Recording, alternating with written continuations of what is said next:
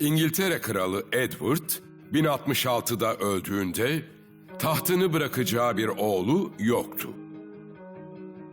Edward son nefesinde yerine kayınbiraderi Harold Godwinson'ın geçmesini emretmişti. Ancak tacın başka talipleri de vardı. Önce Vikinglerin kralı Harold Hardrada öne çıktı. Babasının eski kralın babasıyla yaptığı bir anlaşmayı öne sürerek İngiliz tahtında hak iddia ediyordu. Kral Hardrada'nın ardından Normandiya Dükü 1. William da tahta gözünü dikti. Kral Edward'la uzaktan kan bağı olduğu için tahta Godwinson'dan daha fazla hakkı olduğunu düşünüyordu. Godwinson iki güçlü rakiple karşı karşıyaydı ve önce hangisiyle ilgilenmesi gerektiğine karar vermeliydi.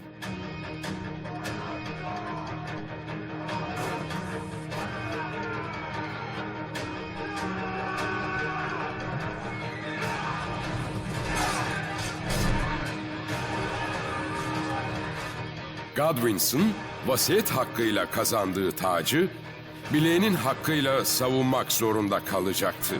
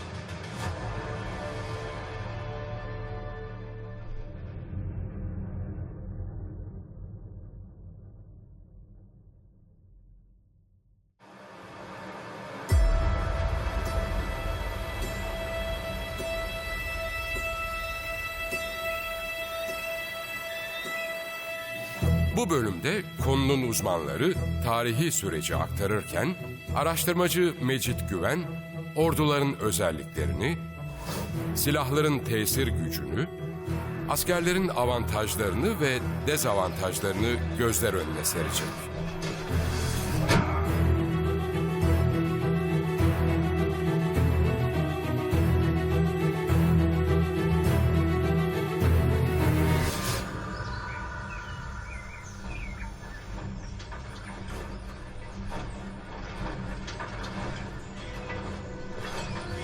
Harold Godwinson kral ilan edileli henüz birkaç ay olmasına rağmen şimdiden iki büyük düşman kazanmıştı. Kral, Normanların saldırısını karşılamak üzere güneye hareket etti.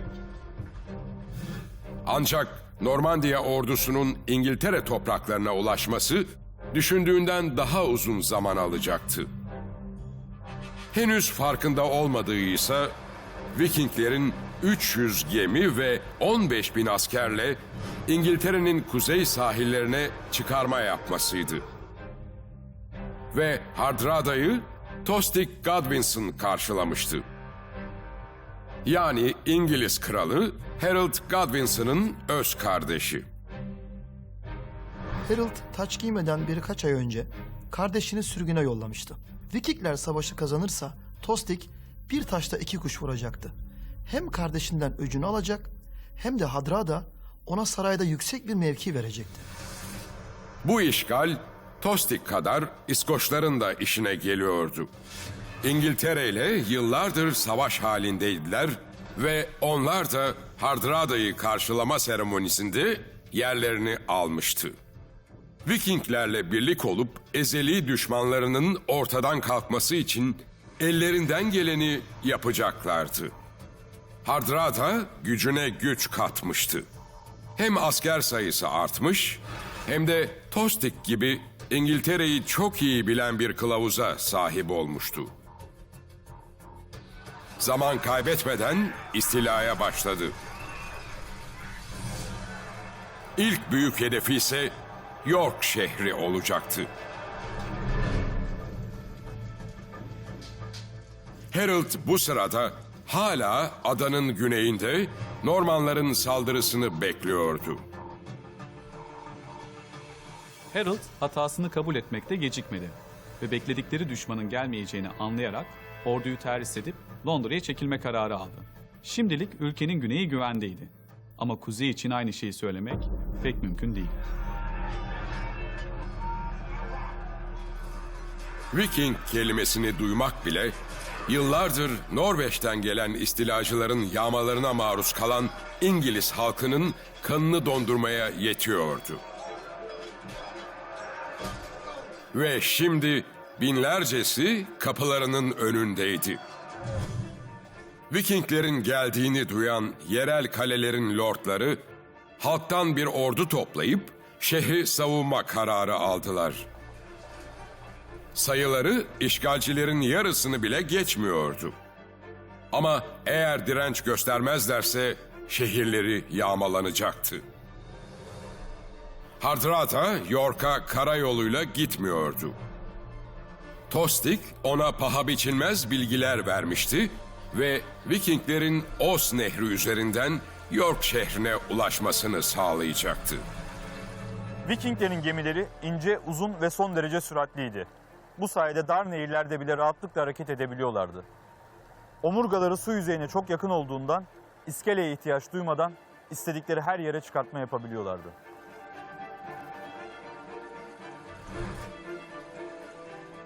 Vikingler York'a ulaştıklarında İngilizlerin şehrin dışında bir savunma hattı oluşturduğundan habersizdiler. Hakkında tüyleri diken diken eden hikayeler duydukları Hardrada'ya bu kadar aceleci bir saldırı yapmayı belki de kendileri bile beklemiyordu. Hardrada zamanının en büyük savaşçısı olarak tanınıyordu. Onu size şöyle anlatabilirim. Ömrü boyunca farklı coğrafyalarda savaşmış, vaktiyle Bizans ordusunda Varek muhafızı olarak Kudüs'e kadar inmiş, sonra ülkesine dönüp kral olmuş, tüm dünyanın tanıdığı bir Viking.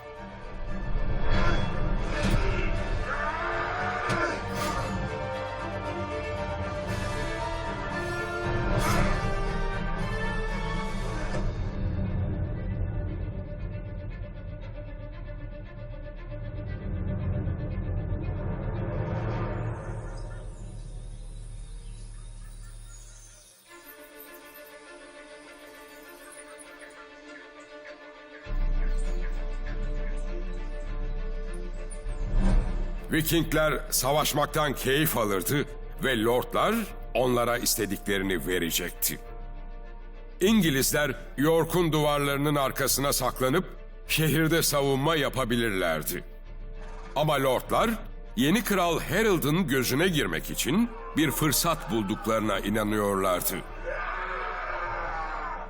Hardrada içinse bu çarpışma ileride yaşanacak büyük savaşın antrenmanı niteliğindeydi. İngilizlerin en çok kullandıkları silah mızraktı. Yapılan arkeolojik çalışmalarda içinden silah çıkan mezarların %85'inde mızrağa rastlanıyor ve o dönemde bu silahı kölelerin kullanması yasak. Yani İngilizler bu savaş aletine birçok milletten daha fazla anlam yüklemişti. 20 Eylül 1066 günü nehrin iki tarafında ordular karşılıklı pozisyon aldılar. Fulford Savaşı İngilizlerin mızrak saldırısıyla başladı. Savaşın kaderini göğüs göğüse çarpışma tayin edecekti.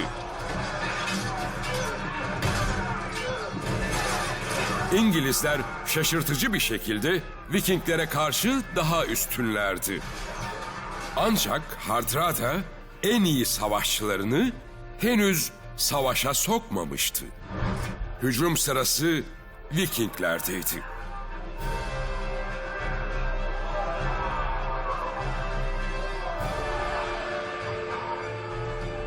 Hardrada ve askerleri düşmanlarının sağ kanadını kısa zamanda perişan etti.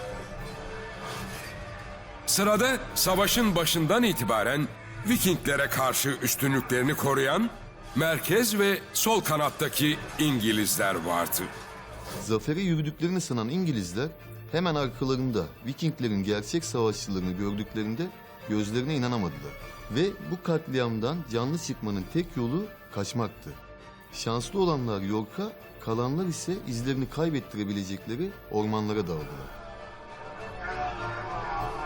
Kaçmayı başaramayanlarsa Vikinglerin gazabına uğruyordu.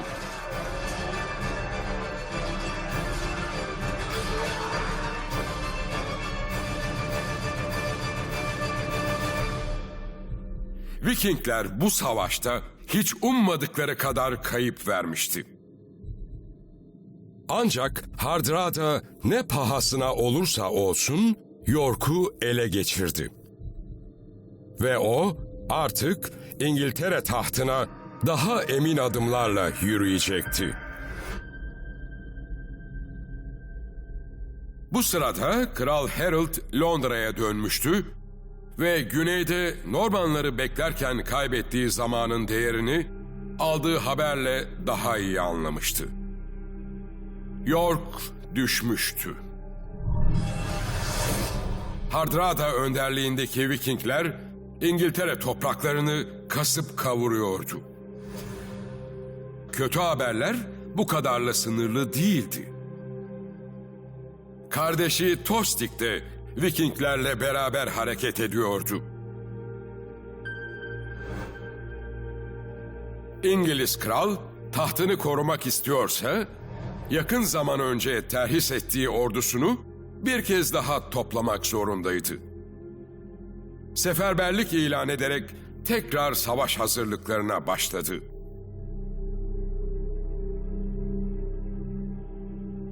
Harold'un kaybedecek zamanı yoktu.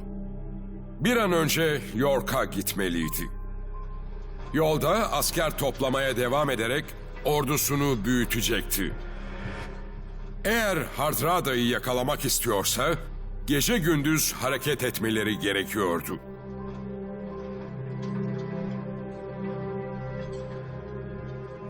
Harold için işler yolunda gitmiyordu. Eski kralla kan bağı olmadığından tahtını ele geçirmeye çalışan iki güçlü rakibi vardı.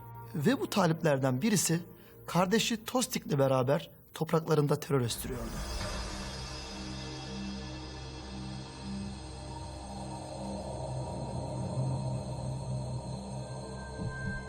Tostig 1055-1065 yılları arasında adanın kuzeyinde yer alan Northumbria'nın kontuydu ve halk tarafından sevilmeyen bir idareciydi. Çıkan bir isyanda görevinden alınmış ve İskoçya'ya kaçmıştı.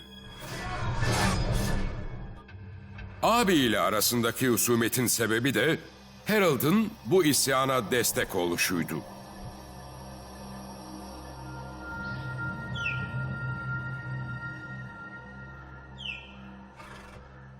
Eğer Harold kral olduğunu herkese kabul ettirmek istiyorsa bir an önce York'a gidip hem kardeşi Tostig'e haddini bildirmeli hem de Vikingleri geldikleri yere geri yollamalıydı.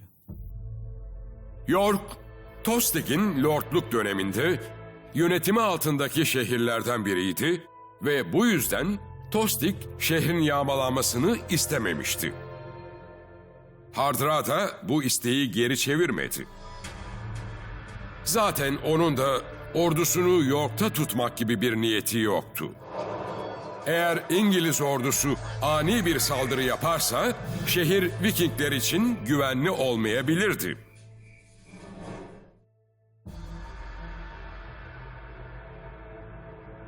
Savaştan sonra yorgun düşen Vikingler güvenli bir yerde dinlenmeliydi. Stamford Köprüsü'nün arkasındaki ovada birkaç gün geçirme fikri askerlerin kulağına hoş geliyordu.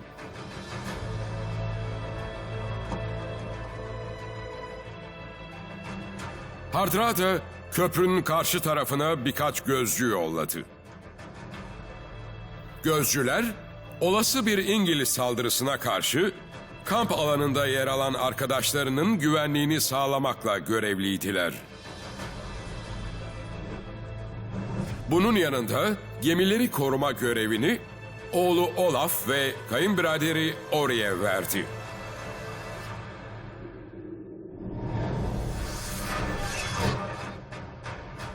Böylece Viking ordusunun bir kısmı ana ordudan koparak nehir kenarına döndü.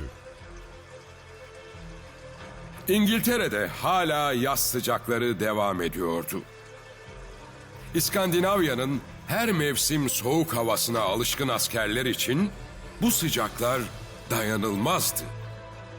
Askerlerden bazıları zırhlarını çıkarıp rahatlamak istedi. Etrafta herhangi bir düşman ordusu yoktu ve yakın bir zamanda olacak gibi de görünmüyordu. Ağır zırhlar içinde hareket etmek oldukça yorucudur. Hele alışılmadık bir iklimde günlerce savaştıysanız onları üzerinizde taşıdığınız her dakika daha da ağırlaşırlar.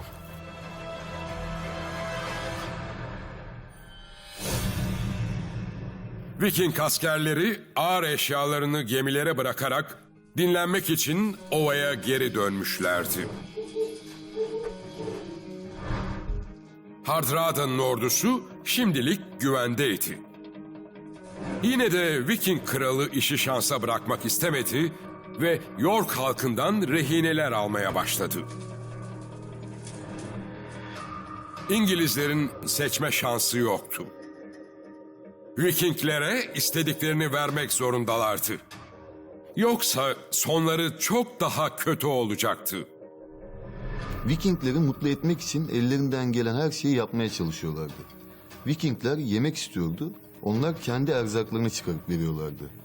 Vikingler daha fazla esir istiyordu, onlar kendi çocuklarını rehine olarak veriyordu. Hardrada antik Norveççe'de sert hükümdar anlamına geliyordu. Viking kralı York şehrinde isminin hakkını fazlasıyla veriyordu. York'a yapılan bu saldırı İngiltere ve Norveç arasındaki ilk mücadele değildi. Uzun zamandır İskandinavlar ve Anglo-Saksonlar savaş halindeydi. İngilizler eskiye nazaran mukavemet güçlerini artırsalar da Vikingler halen üstün olan taraftı.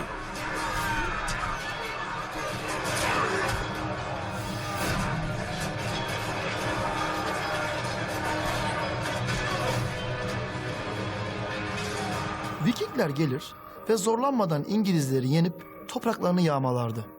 Bu durum yaklaşık 200 senedir sürekli tekrar eden bir tablo haline almıştı. Tahta oturan her yeni İngiliz kral ordularını toplayıp Viking hakimiyetine son vermeye çalışıyordu. Ama fazla direnemeden durduruluyordu.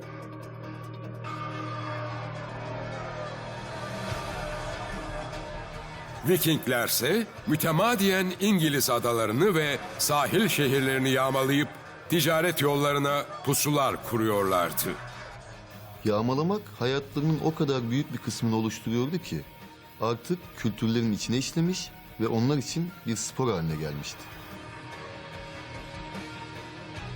Bu kez bıçak kemiğe dayanmıştı ve ne olursa olsun bu savaş Viking-İngiliz mücadelesini sona erdirecekti. Ya Harold Vikingleri sonsuza kadar topraklarından atacaktı ya da Hardrada Londra'yı alıp İngiltere'nin de kralı olacaktı.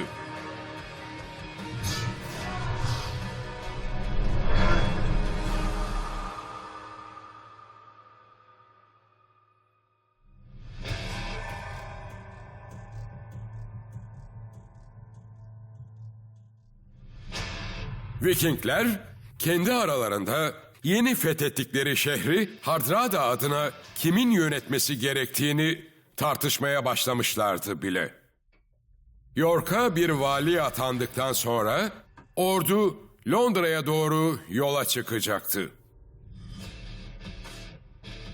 Ancak Vikingler güzel bir tatili hak ettiklerini düşünüyordu.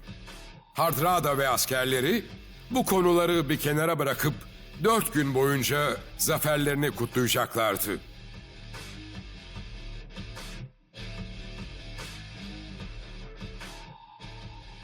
Böylesine kritik bir seferde tatil havasına girmeleri ilginç gelebilir. Ama Vikingler her konuda farklı hareket etme eğilimindeydiler.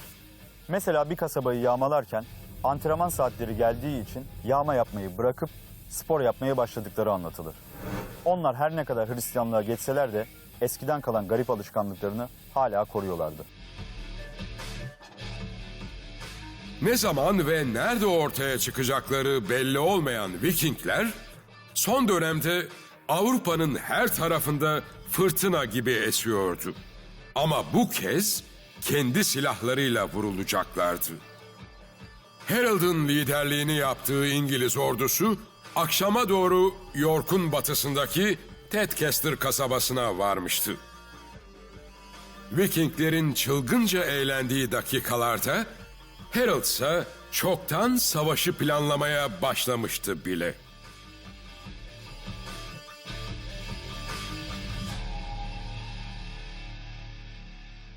Bazı tarihçiler Napolyon'un ordusunu silahlarıyla değil, ayaklarıyla savaştırdığı için tarihteki en büyük komutanlardan birisi olduğunu söyler.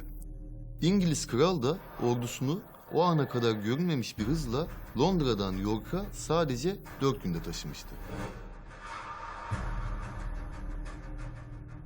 Londra ve York arasında Roma zamanında yapılmış yollar vardı. Geniş taş yollar ticareti hızlandırmak için inşa edilmişti. Bu da Harold'un işini kolaylaştırdı.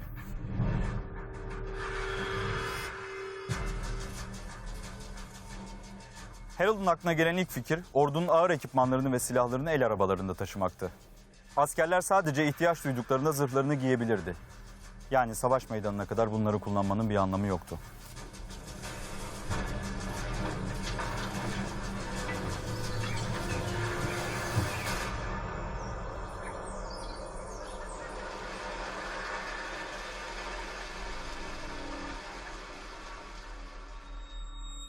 Bu uzun yolculuktan sonra Harold, adamlarına bir gecelik dinlenme izni verdi. Ama 4 günlük yürüyüşün yorgunluğu bir gecede geçecek mi bilmiyordu.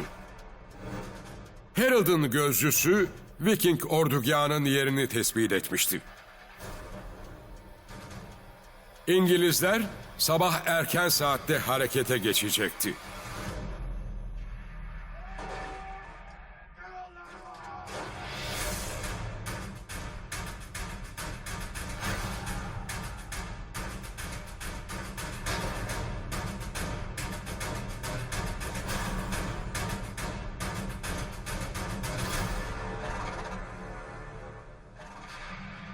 Savaşta ne zaman saldıracağınız, en az nerede saldıracağınız kadar önemli. Doğru zamanda hazırlıksız yakaladığınız düşmanın sizden ne kadar güçlü olduğunun bir önemi kalmaz. 25 Eylül 1066 sabahı Hardrada, Harold'un hala güney sahillerinde Normanları beklediğini düşünüyordu. Önümüzdeki birkaç saat ise ne kadar haksız olduğunu kanıtlayacaktı. Hardrada İngiliz kralı tanımıyordu ve onun ne kadar hırslı biri olduğunun farkında değildi. Ama Tostig abisinin tahtı kolay kolay kimseye teslim etmeyeceğini öngörmeliydi. Yani Hardrada'nın kılavuzu bu kez işini iyi yapamamıştı. Hardrada'nın köprünün karşısına gözcülük yapmaları için gönderdiği askerlerden biri İngiliz ordusunu fark etti. Vikingler işlerinden bir kişiyi haberci olarak kampa yolladılar. Geri kalanlar yerlerini terk edemezlerdi. Köprüyü korumak için son askere kadar savaşmak zorundaydılar. Ve Harold'un planını bozup arkadaşlarının savaş düzenine geçmelerini sağlayacak zamanı kazandıracaklardı.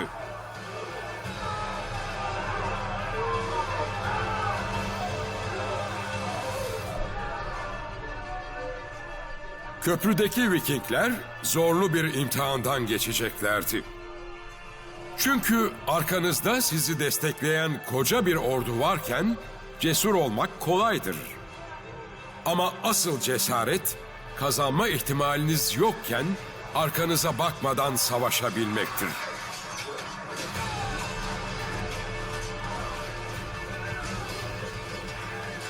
az sayıdaki Vikingler her şeylerini ortaya koyuyorlardı. Ancak öldürdükleri İngiliz askerlerin yerini hemen arkadakiler alıyordu.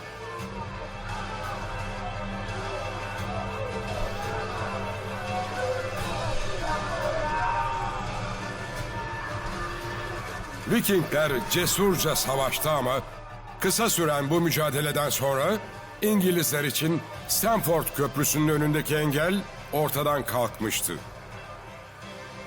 İngiliz kral her şeyin yolunda gittiğini düşünüyordu. Ama bu dar köprüden geçmek tahmininden daha uzun sürecekti. Vikingler savaşa hazırlanamadan İngilizler onları yakalayabilirdi. Ama köprü düşman ordusuyla aralarında stratejik bir engel oluşturuyordu. Yani Hardrada akıllıca davranıp askerlerini arazinin en iyi yerinde konuşlandırmıştı. Evet, Hadrada saldırı ihtimaline karşı kamp alanı için doğru bölgeyi seçmişti. Ama askerlerini bu kötü senaryoya hazırlamamıştı. Hardrada, İngiliz kralın burnunun dibine kadar geldiğini öğrendiğinde neye uğradığını şaşırdı. Askerlerine hemen savaş düzenine geçmeleri emrini verdi. Ancak İngilizler kalabalıktı ve Vikinglerin desteğe ihtiyacı vardı. Gemileri koruması için görevlendirdiği Olaf ve Ori'ye haberci gönderdi ve bir an önce geri dönmelerini istedi. Harold ise 15.000 kişilik ordusunu köprüye doğru harekete geçirdi.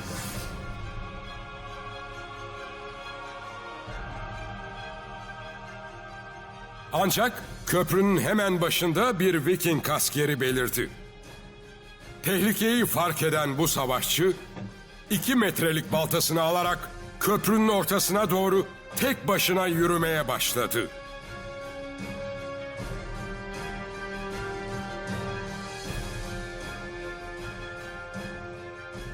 İşte o Viking'in elinde tuttuğu dev balta. Böyle bir balta Viking cesaretiyle birleştiğinde Stamford Köprüsü'nü yüzlerce askere karşı savunabilirdi.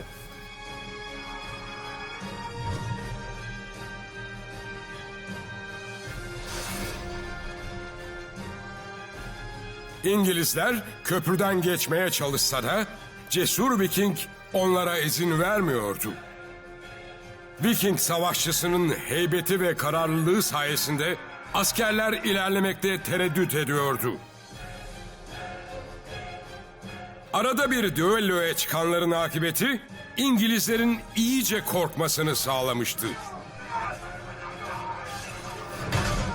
15.000 İngiliz tek bir Viking'in karşısında çaresiz duruma düşmüştü. Harold'un sabrı tükeniyordu.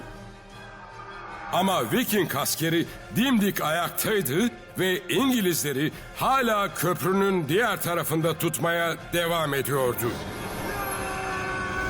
Dar bir geçitte savunma yapılması savaşların çoğunda görülen bir strateji. Ama Stamford Köprüsü'nde yaşanan bu olayın başka bir örneğine dünya tarihinde rastlayamazsınız. Tek bir adam resmen koca bir orduyu durdurmuştu. Harold'un kaybettiği her saniye Hardrada'nın hanesine yazılıyordu ve İngiliz kral kendisini oyalayan bu Viking'in daha fazla efsaneleşmesine izin veremezdi. Harold askerlerine ne olursa olsun bir yolunu bulup köprüyü açmaları talimatını verdi. İngilizlerden biri karmaşadan yararlanıp köprünün altına indi. Viking askerinin açığını yakalayıp onu etkisiz hale getirmenin bir yolunu arayacaktı. Çatışma devam ediyordu ve İngilizlerin zayiatı her geçen dakika artıyordu. Köprünün altındaki İngiliz elini çabuk tutmalıydı. Sonunda bu asker aradığı fırsatı buldu ve mızrağını saplamayı başardı.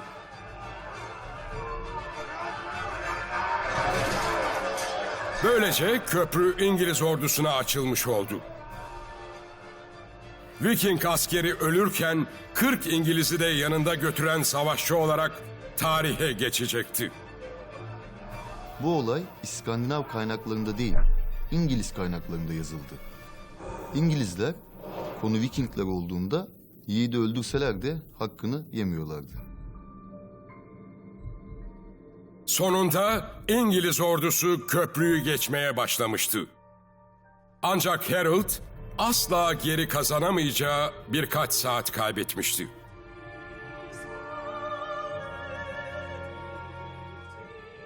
Hardrada'nın gelen ordudan haberi vardı ve geçen her dakika savaşa daha da hazır oluyordu.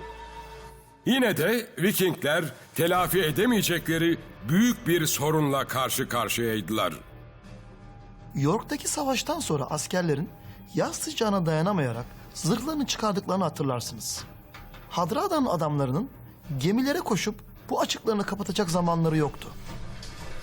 Dolayısıyla Vikinglerin büyük bir kısmı zırhsız çarpışmak zorundaydı. Artık iki ordu karşı karşıyaydı. Bu sırada Harold, kardeşinin düşman tarafında olduğunu hatırladı.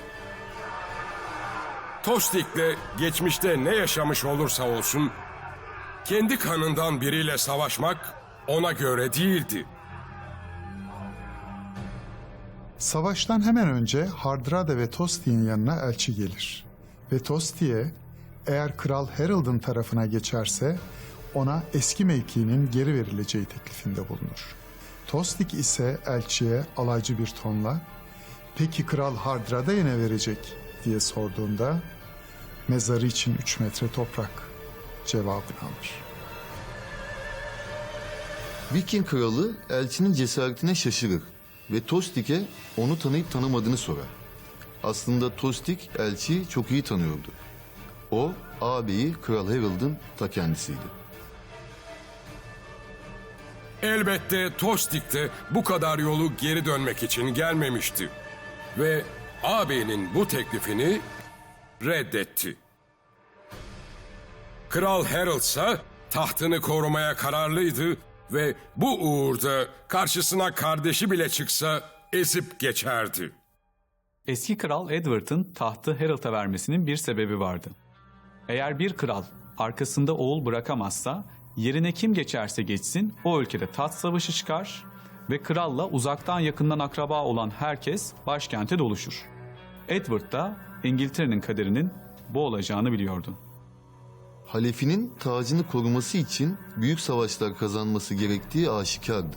O dönemde bunun üstesinden gelebilecek Harold'dan daha iyi bir aday yoktu. Harold tahta geçmeden önce İskoçlara karşı büyük başarılar kazanmıştı ve ülkesine bir lord olarak yıllarca hizmet etmişti. Şimdi ise artık o bir kraldı ve Viking tehdidini ortadan kaldırıp büyük bir kahramana dönüşebilme fırsatını yakalamıştı. Viking kralı Hardrada ise York şehrine kadar gelen Harold'u elleriyle öldürüp tacı Londra'ya gitmeden bir an önce takmak istiyordu.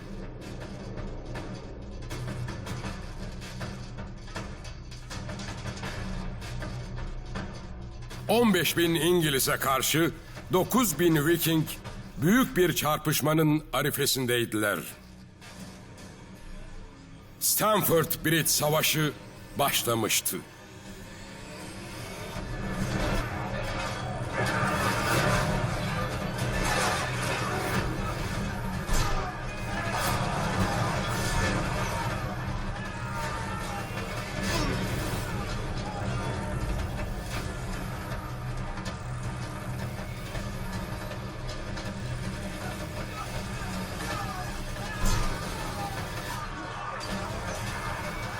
Savaşın ilk dakikalarında iki tarafta birbirlerine karşı hakimiyet kuramadı.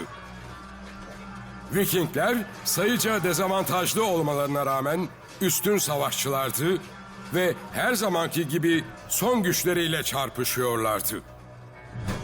İngilizler hazırlıksız yakaladıkları Vikingleri bir an önce alt etmeliydi.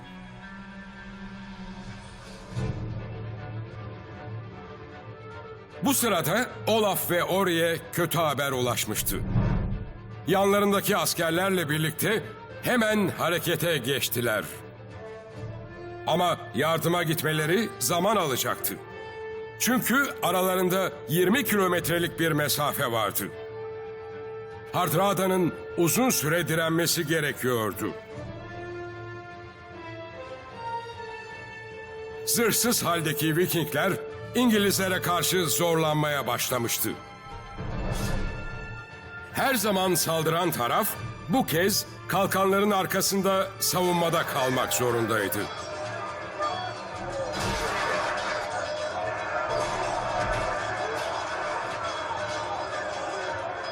İngilizler uzun süre deneseler de Viking kalkanlarını geçemiyorlardı.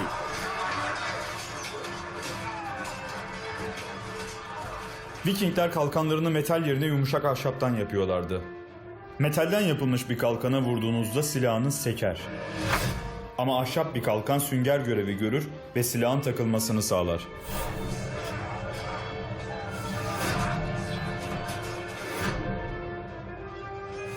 İngilizler kendilerini son günlerde çok zorlamışlardı ve tüm güçlerini kullanabilmeleri pek mümkün değildi.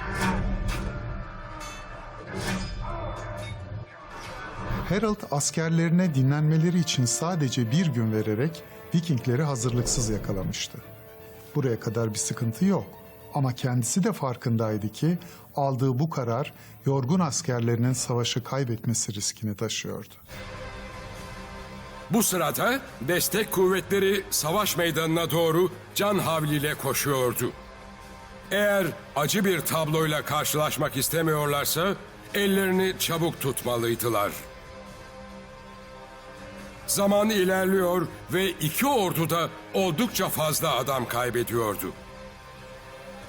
Sayıca az olan Vikingler dolayısıyla bu durumdan daha çok etkilenen taraftı. Savaş ilerledikçe İngilizlerin kazanmaya dair olan inançları artıyordu.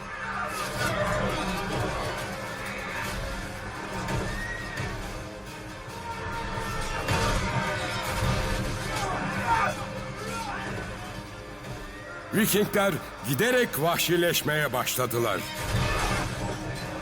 Köşeye sıkıştıklarında çözümü gardlarını düşürerek daha agresif savaşmakta buluyorlardı.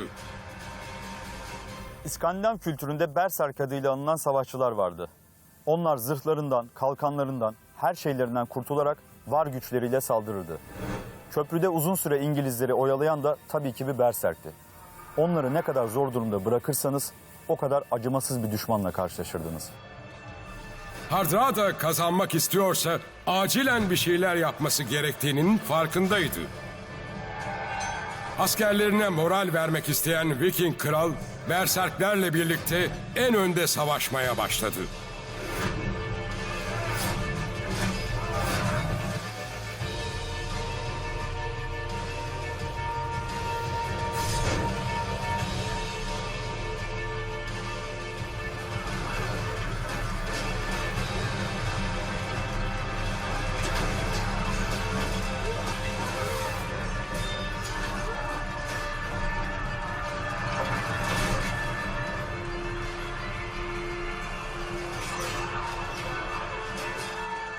İngilizler berserklerin ve dünyanın en iyi savaşçılarından biri olan Hardrada'nın hışmına uğruyorlardı. Vikinglerin karşısına çıkan askerler bizzat kral tarafından karşılanıyordu.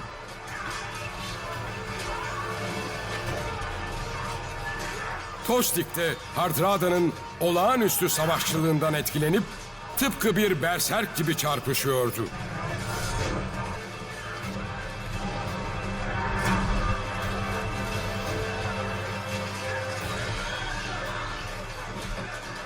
Hardrada ve Tostig ortak amaçları olan Harold'u devirmeye çok yakındılar.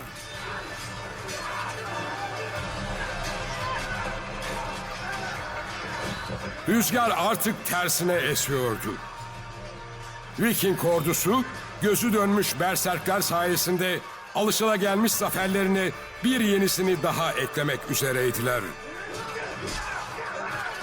Berserkleri kılıç işlemez ve ateş geçirmez olarak tanımlıyorlardı. Bunun sebebi İskandinav topraklarında bolca yetişen Amanita muscaria. Bu mantarın etkisiyle askerler normalden çok daha büyük acılara katlanabiliyorlardı.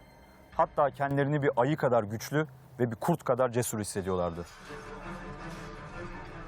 Berserkler vahşice savaşıyordu. İngilizler neye uğradıklarını şaşırmıştı. Hardrada ve askerleri önlerine çıkan herkesi katlediyordu. İngilizlerin hayatta kalmalarının tek yolu öğrendikleri tüm askeri teknikleri kusursuz bir şekilde uygulamalarıydı.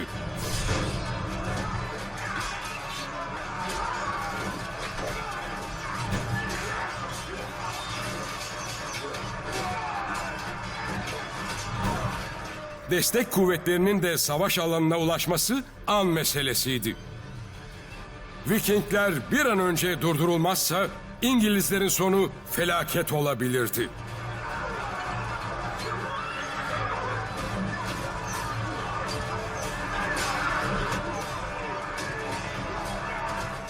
Hardrada en önde savaşarak adeta Harold'a karşı gövde gösterisi yapıyordu.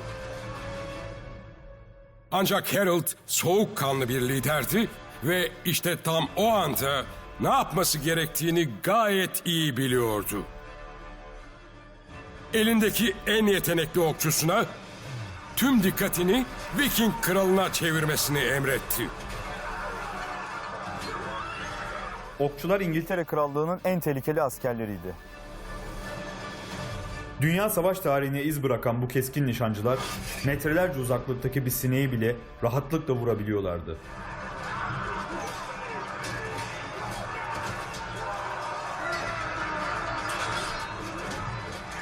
İngiliz okçu sabırla Hardrada'nın açık vermesini bekledi. Hardrada okçuyu fark ettiğinde artık çok geçti.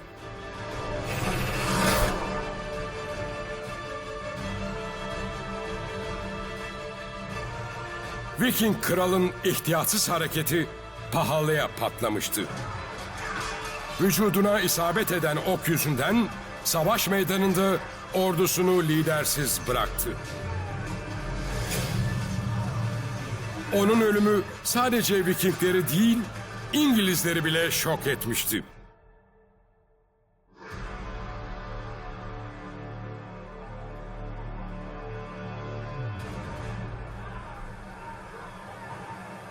İlginç ama savaş istemsizce durdu ve Kral Harold bu durumu fırsat bilip kardeşi Tosti'ye bir kez daha barış teklifinde bulundu. Halbuki Harthrada'nın ölümü sadece Harold'a yaramıyordu.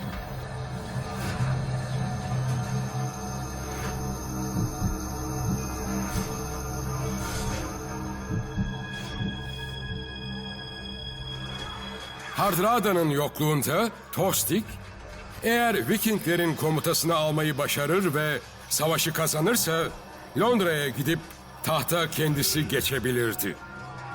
Savaş meydanında sesini duyurmaya başlamıştı. Askerlere emirler yağdırıyor, savaşı kazanmak için elinden geleni yapıyordu.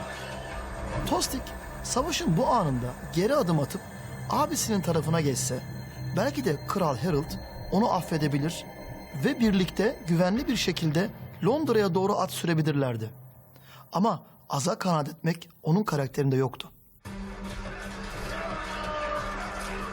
Vikingler liderlerini kaybetmenin etkisiyle umutlarını yitirmek üzereyken uzaktan bir grup asker görüldü. Olaf ve Orri komutasındaki birlik sonunda savaş meydanına yetişmişti. İngilizler kazanma hırsına yenik düşerek yaklaşan grubu fark edemediler.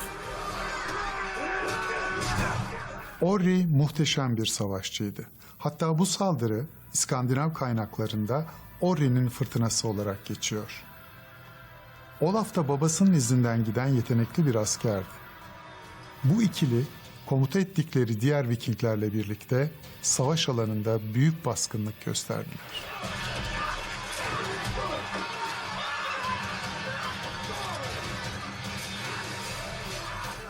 Harold'un askerleri arada kalmıştı. Düşmanın nereden geldiğini bile göremeyen İngilizler paniğe kapıldı. Krallarının ölümüyle dağılma noktasına gelen Vikingler tekrar toparlanmıştı. Vikingler savaşta kendilerini o kadar kaybetmişlerdi ki kiminle savaştıklarının farkında bile değillerdi. Savaşın bu noktasında Harold kaybedebileceği ihtimalini düşünmüş olmalı. Ama o deneyimli bir komutandı ve iş başa düşmüştü. Harold kral olmadan önce birçok savaşa katılmıştı ve oldukça usta bir savaşçıydı. Kılıcını çekip ordusunu toparlamayı başardı. Ori her ne kadar Viking ordusuna direnç kazandırmış olsa da kaybedilen zamanı telafi etmesi pek mümkün görünmüyordu. İngiliz askerler krallarıyla birlikte Ori'nin fırtınasını dindirdi.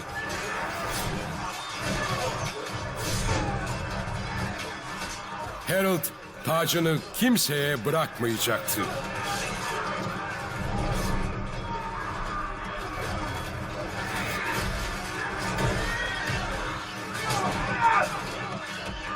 Savaşın ilk bölümünde çok hırpalanan ve krallarını kaybeden Vikinglerin Ori'nin de ölümüyle artık savaşmak için bir sebepleri kalmamıştı.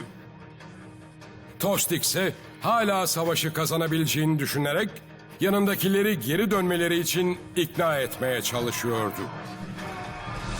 Ancak Vikingler onu liderleri olarak görmüyorlardı.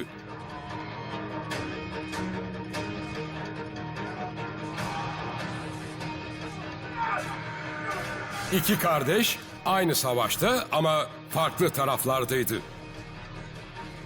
Ve Tostig ağabeyinin karşısında hezimete uğramak üzereydi.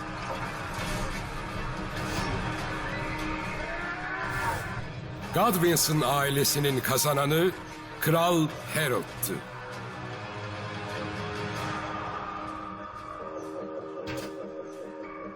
Vikingler eğer bu yabancı ülkede ölmek istemiyorlarsa arkalarına bakmadan adayı terk etmek zorundaydılar.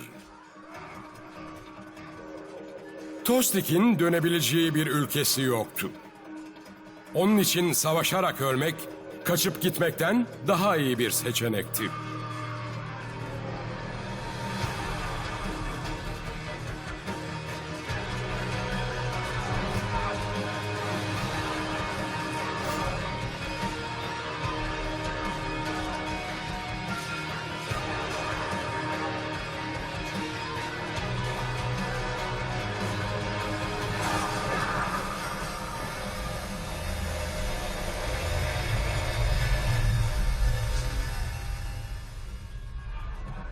Kaçanların arasında Olaf da vardı. Babasının yardımına yetişmek için kat ettiği yolu şimdi canını kurtarmak için geri koşuyordu. Harold da kaçan askerleri kovalamaya başlamıştı. İngilizler Vikinglerin kaçmalarına izin verirlerse en kısa zamanda toparlanıp ülkelerini yağmalamak için geri döneceklerini biliyorlardı. Harold bu problemi kalıcı olarak çözmeye kararlıydı. Hükümdarlığı altında halkının Viking yağmasına maruz kalmasına izin vermeyecekti. Vikingler gemilerine ulaşamadan İngilizlere yakalandılar. Olaf, Harold'un merhametine kalmıştı. Esir düşen Vikinglerin kaderi tahtından etmeye geldikleri kralın elindeydi. Kral, Vikinglerin gemilerine binip ülkelerine dönmelerine izin verecekti. Tabii ki şartları kabul edilirse. Olaf eğer askerlerinin hayatının bağışlanmasını istiyorsa, bu toprakları sonsuza kadar terk edeceğine yemin etmeliydi. Bu kararın ne kadar zor olduğunu düşünebiliyor musunuz? Olaf teklifi kabul ederse Vikingler Viking olmaktan çıkacak ve kültürlerini kaybedeceklerdi. Kabul etmezse de kendisi de dahil tüm esirler kılıçtan geçirilecekti. Aslında Olaf hangisini seçerse seçsin, iki türlü de yok olacaklardı. Olaf teklifi kabul etti ve yağmalara son vermeye yemin etti. Harold sözünü tuttu ve tüm Vikingleri serbest bıraktı. Bir daha geri dönmemek üzere İngiltere'yi terk edip ülkelerine döndüler.